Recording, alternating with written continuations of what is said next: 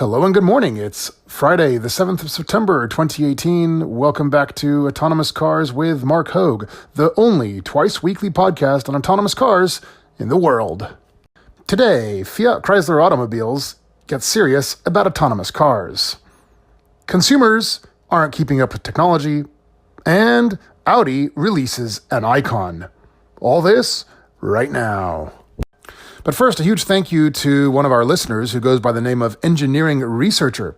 This listener has left a fantastic review over on the iTunes podcast page for this show, which of course I've now copied and pasted up to the homepage in our testimonial section.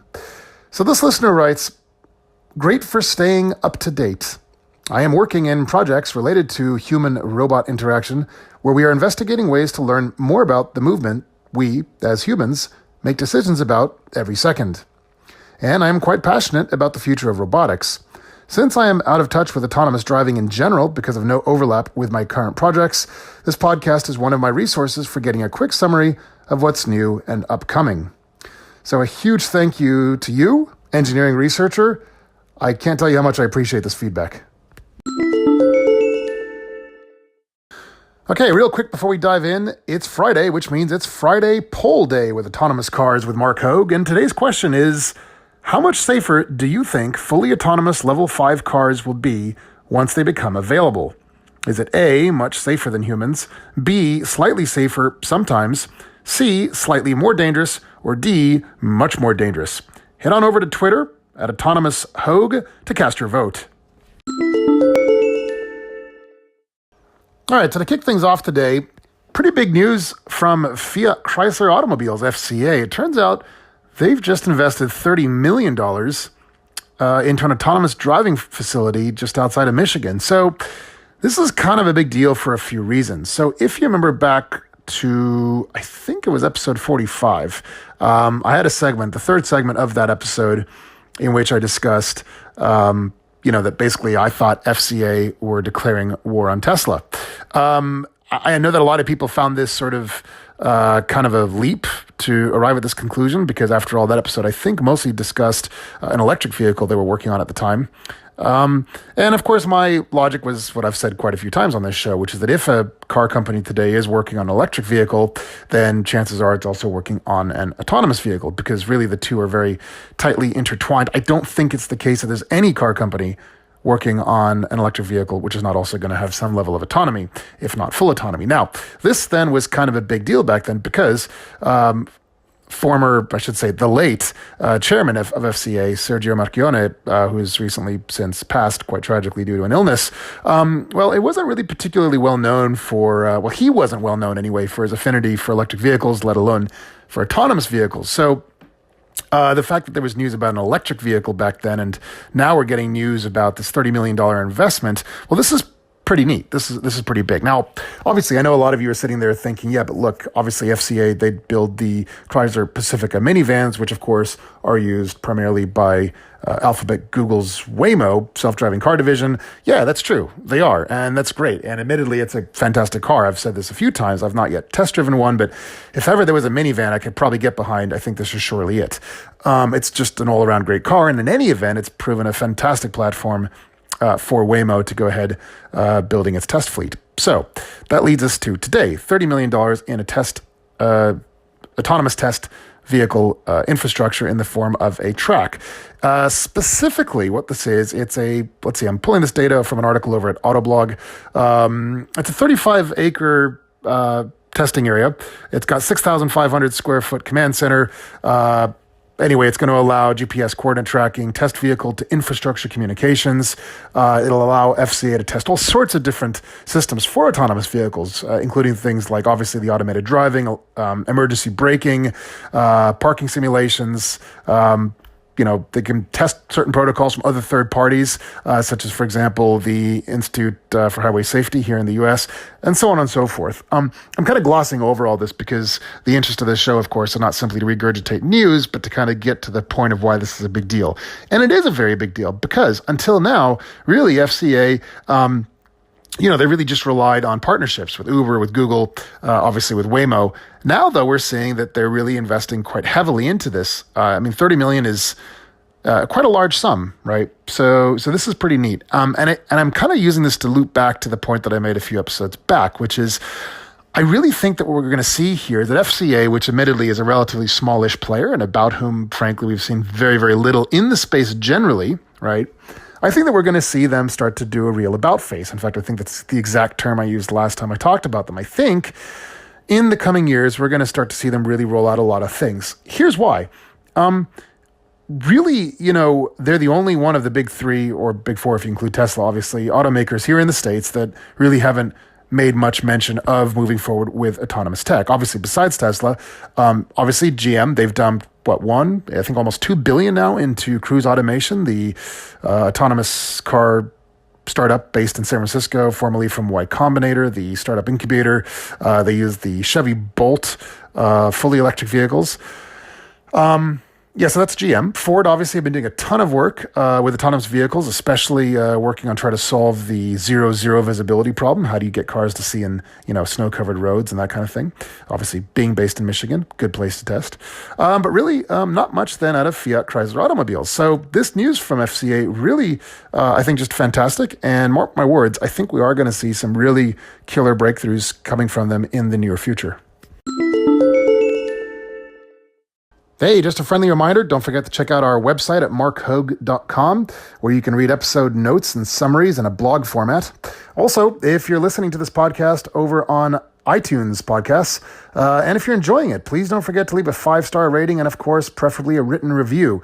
Please don't assume that everyone does this, because frankly, most do not. Those of you who have done, I am hugely grateful to you. So please just take a couple seconds or a minute or two, head on over and do that. I'll be here when you get back. Thank you so much indeed.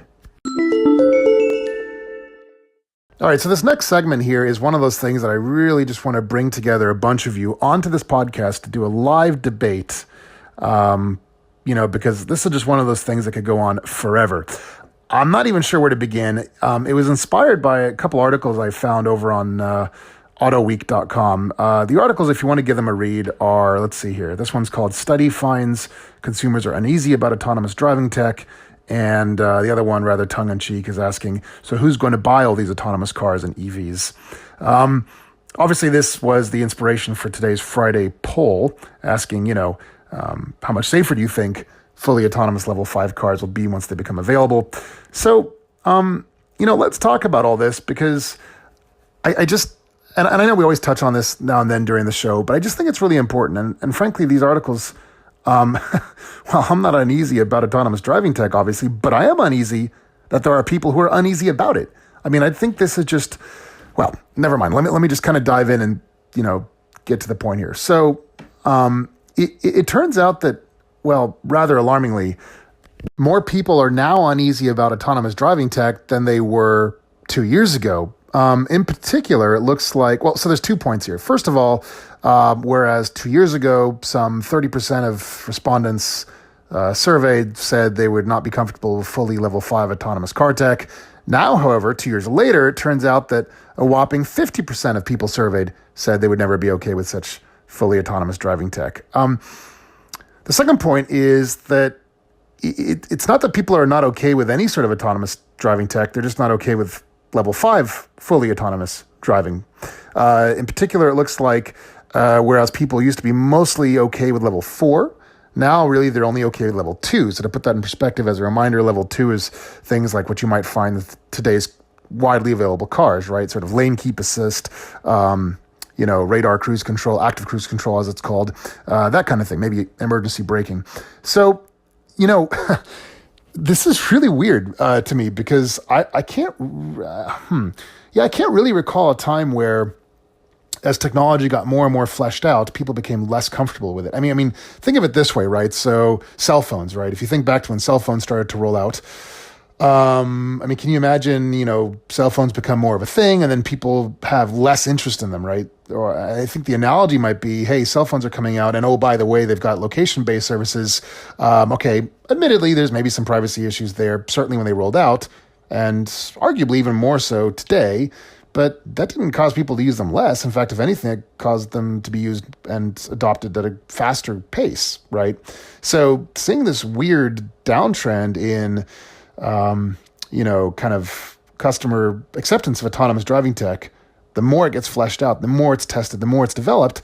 I just find that really weird. I can't really think of another time in history where this was the case. I mean, sure, we can see, examples, kind of isolated examples in history where this may have been so, right? So let's see, when cars, just regular automobiles were first launched, I guess, back in the day, I've read that obviously even the radio was really kind of met with a lot of resistance. People said, oh, the radio is going to, cause distracted driving, people are going to have accidents, so on and so forth. I know it's not really kind of on point, for an analogy here, but I find it really alarming. I do, however, have a few theories as to why this might be. So, as I often like to do, and I've certainly done quite a bit when writing about this stuff over at Quora especially, I like to look to the aviation world. I've kind of made this I've used aviation as kind of an analogy to automated driving for quite some time. Because as some of you or most of you may know, commercial aviation and even private aviation have enjoyed mostly automated flight capabilities for quite a few decades now. Now, obviously, there's far fewer variables in the sky. And to be fair, most airlines require passenger planes to be human flown during landing if conditions allow for it. And as far as I know, there's no airlines which will do automated takeoffs, even if the technology allows for it. Anyway, the point of all this is, I've never heard of sort of anything from the history which, suggested that passengers, consumers were not okay with automated flight, sort of making its way into commercial aviation. I don't remember ever hearing about this. I've never read about it. I don't know anything about it. But I think the reason for this is because, frankly, when this stuff was being developed, it wasn't really kind of out there in the news. It wasn't kind of a thing that you read about every day, at least not easily. Certainly prior to the internet, I mean, it was hard to get exactly the news you were looking for anyway. So that certainly made it more difficult. But even to the extent that this stuff was published, I just don't think it was published as widely and as sensationally, right? I mean, it's not like, Boeing or Airbus, as they were developing automated technology for their aircraft, they weren't sort of, news wasn't published about, engineering failures or things going wrong. I mean, yeah, certainly there was news when one of the earliest Airbus fly-by-wire aircraft crashed tragically in I believe it was the early 90s in France during an air show.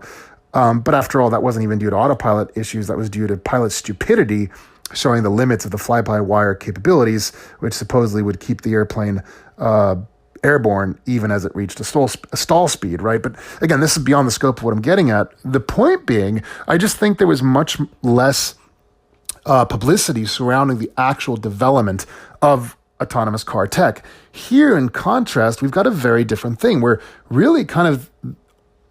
all kind of along for the ride, pun not intended, right? We're kind of seeing this whole thing evolving, kind of just being fleshed out in detail, sometimes morbid detail, as companies really just kind of just try to hack everything together, going as quickly as they can. It's really just a hack job as companies try to get things just right. It even reached levels of soap opera drama when we heard in the news, Anthony Lewandowski, formerly from Google, basically the godfather of LiDAR, right? The tech which enables autonomous cars to see, well, excluding Tesla anyway, right?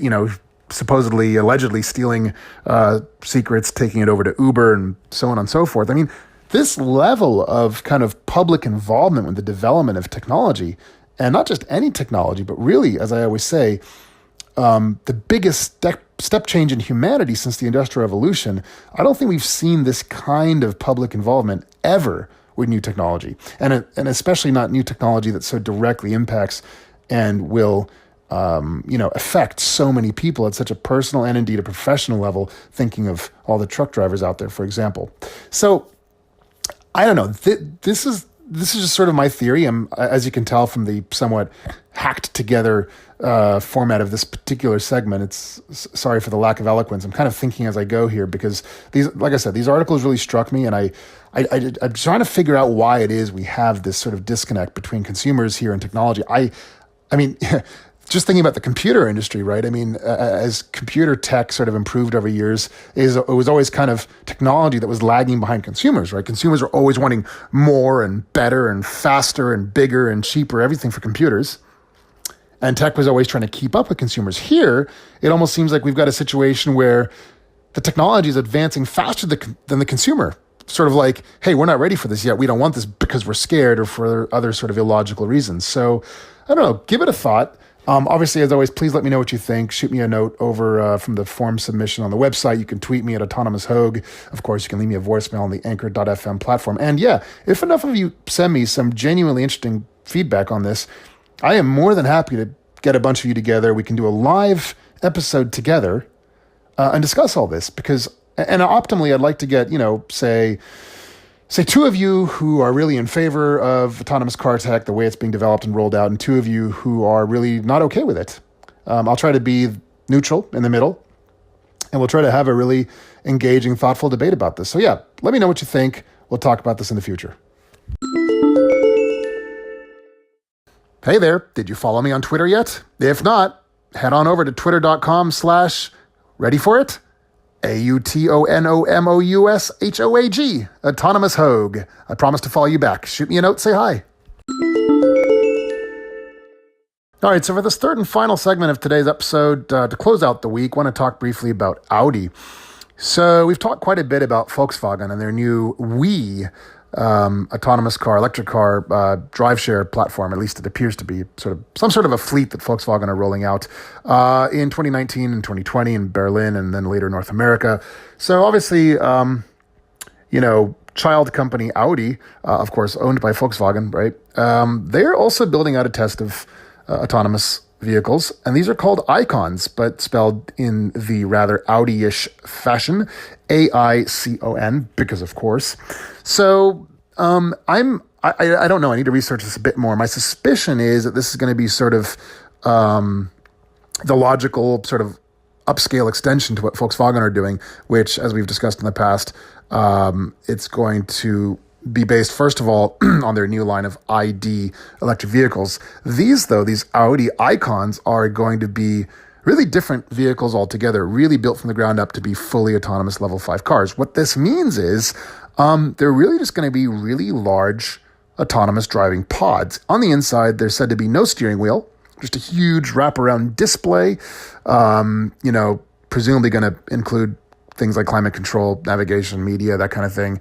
And really, it's going to be designed to be a living space. And if this sounds familiar, that's because it should. You've been listening to previous episodes where we've discussed the notion that in the coming years, fully autonomous level 5 cars aren't really going to be perceived as your car, as sort of a separate entity. And I mean, putting aside even the notion of ownership or lack thereof, really car is going to be an extension to the home. You go to your living room, you go to your bedroom, you go to your office, and by the way, you go to your car. It's going to be part of the home. And so to that point, it's said that these new Audi Aicons are going to be really regarded as, indeed, a third living space. They're going to have sort of rotating lounge-like chairs. The thing itself is huge. At 214 inches long, this thing is 9 inches longer than the A8L.